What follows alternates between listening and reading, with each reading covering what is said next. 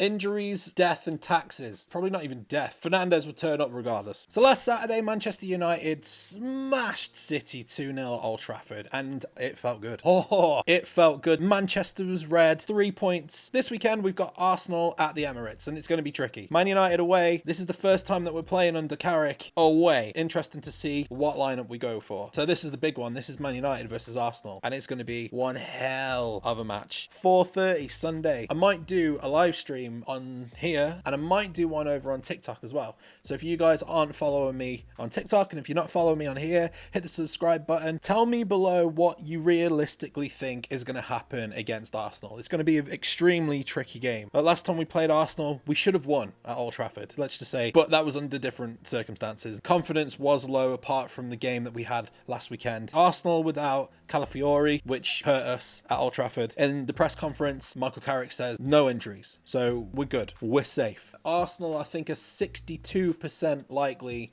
to beat United, with United being 16%. The odds are stacked against us. Obviously, it's how it is. Arsenal are phenomenal at the moment. They played midweek against Inter. They won 3-1. And after watching that game, my God, they look tight. If anyone could beat Arsenal at home, of course it's Man United. Obviously, all of the announcement came out yesterday regarding Casemiro and that he's leaving. Everybody kind of knew already. I wouldn't put it past him to get a header in the 90th minute. United drawing 1-1 with a Casemiro header to finish it off. I would love to see it. I would love to see Casemiro score that final goal. I don't know why, but I feel positive about this. I feel positive that United can go off and get a result. If we can, we take the scalp of Arsenal and City. I mean, Arsenal are 15 points ahead of Man United at the moment. This is obviously one that I think even the fan base are a bit like, nah. However, Arsenal drew. Yeah, Arsenal drew 2 weeks ago against Nottingham Forest. That was a bit of a shocker. I think Arsenal are pretty much like they're set in stone. Raya in goal, Gabriel in defence. They'll have Saliba, Timbers, Zubimendi, White Rice, Odegaard, Saka, Gyökeres will probably play as well, just because of like the history of United, and of course he had to score against Inter, didn't he? So his confidence is through the roof now. This is my lineup to face Arsenal, for obviously Le Mans in goal. He's impressed since he came in at United. Let's face it. Since Le Mans has been at United, like it's just been nice. Our feelings between mistakes and our keepers just running out and making utter stupid decisions like we did with Onana. Le Mans keeps that calmness in the back, and that's exactly what you need. It helps having that last line of defence as being someone confident. Martinez and Maguire are centre backs, which Maguire was phenomenal last week. Considering it was like 7 weeks out, he paired up perfectly. And even Martinez, all the stuff again with Nicky Butt and Scholes, he was so good against Haaland. He's going to have the similar task against Gyökeres. If anyone could do it, it's Martinez. Left back, we could have had anybody, especially Shaw. Shaw played last week and did a phenomenal job. However, we need pace because he's going to go against Saka. And I think sometimes that Shaw, although he puts his all in, especially when he's tracking back, and Dorgu is a rocket. I don't know what his top speed is. Dude's fast. And I think having Dorgu and Cunha on the same side will complement each other on a counter-attack. I think having someone like Dorgu in left back could really help with the pace up front. And obviously we're going for Dalot. Like, Dalot should have got sent off last week, so he probably shouldn't have been playing this week, but we were lucky with a yellow card. Loves playing for United. He's United through and through. However, like I said last week, somehow he gets to the positions that he does. One-on-one with the keeper, shoots, messes it up. He's literally the only Man United player that I know of that can get into really good positions and just completely screws the ball up and the opportunities. 1 minute he can be phenomenal, and then the next minute he's utterly useless. I don't know what it is, whether it is the pressures. I've kept him in. Mazraoui is obviously back since AFCON, especially with the controversial final that happened. You could put Mazraoui in there. Is he fit enough to go head to head against Arsenal? Because if you put Mazraoui in, he's going against Martinelli, isn't he? Is Dalot or Mazraoui going to be better to face Martinelli? Again, it's going to be tricky. I would probably put, I'd say Dalot and see how he does by half time, and maybe even put Noose on later on. In midfield, we've gone for Mainu and Casemiro.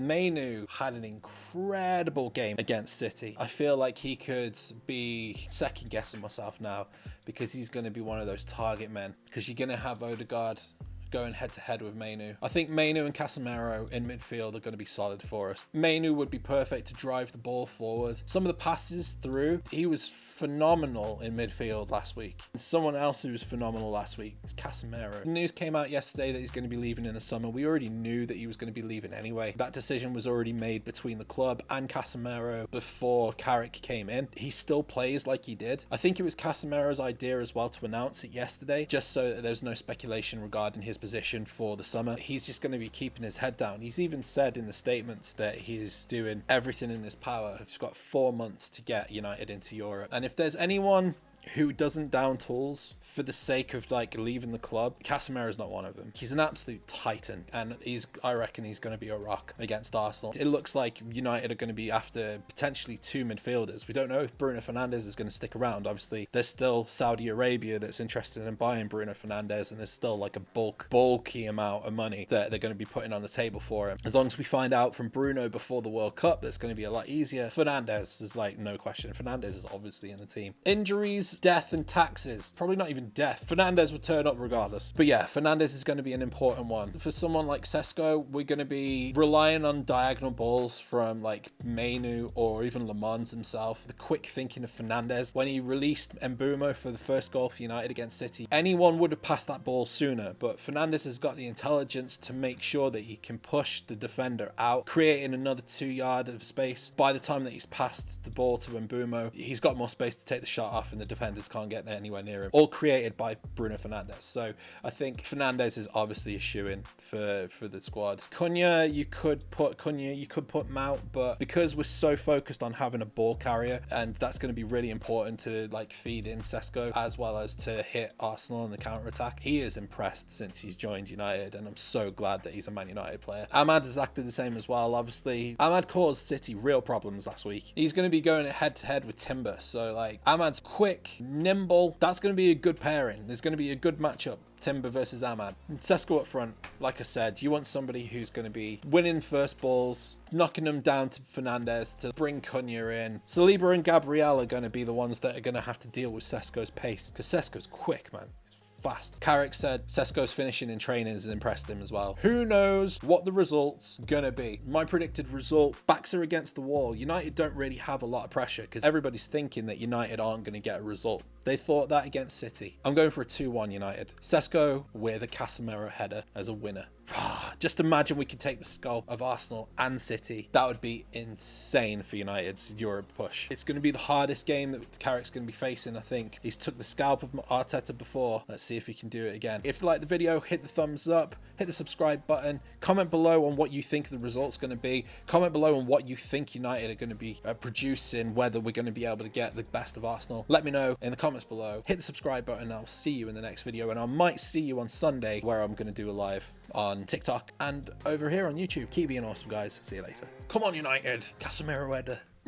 Dallo, don't get red carded. Imagine. Oh, I hope not. Come on, United.